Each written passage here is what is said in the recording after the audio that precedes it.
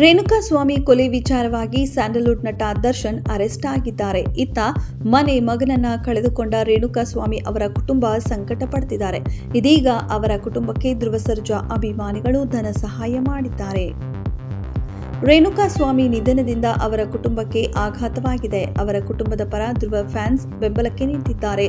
ಧ್ರುವ ಅಭಿಮಾನಿ ಸಂಘದ ಅಧ್ಯಕ್ಷ ಮಹಾನ್ ಅಂಡ್ ಟೀಮ್ ಇದೀಗ ರೇಣುಕಾಸ್ವಾಮಿ ಕುಟುಂಬಸ್ಥರ ಭೇಟಿ ನೀಡಿ ಸಾಂತ್ವನ ಹೇಳಿದ್ದಾರೆ.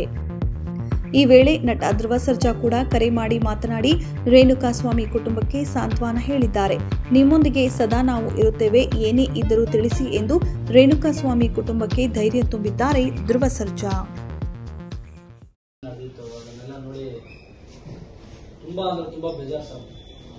ಒಂದು ವಾರದಿಂದ ಏನೋ ಒಂಥರ ಸಂಕಟ ಆಗಬೇಕು, ಭೇಟಿ ಮಾಡಬೇಕು ಅಂತ ಒಂದಷ್ಟು ಮಾಧ್ಯಮದ ಸ್ನೇಹಿತರ ಹತ್ರ ಅಡ್ರೆಸ್ ತಗೊಂಡು ಬಂದ್ವಿ.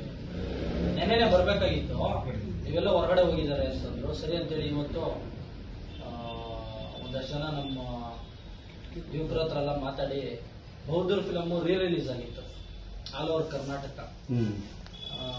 ಈ ವಿಚಾರ ಆದ್ಮೇಲೆ ಫಿಲಂ ಬೇಕಾದ್ರೆ ಇನ್ನೂ ಒಂದು 20 ವರ್ಷಕ್ಕೋ 25 ವರ್ಷಕ್ಕೋ ಮತ್ತೆ ರಿಲೀಸ್ ಮಾಡ್ಬೋದು, ಮತ್ತೆ ನಾವು ಅದನ್ನ ಸಂಭ್ರಮ ಮಾಡ್ಬೋದು.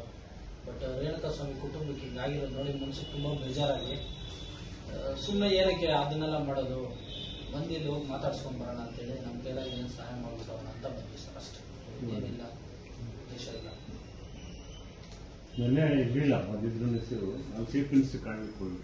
ಹಾ ಸರ್, ಇಲ್ಲ ನೋಡಿ ನ್ಯೂಸ್ ಅಲ್ಲೆಲ್ಲ ನೋಡಿದ್ವಿ ನಾವು.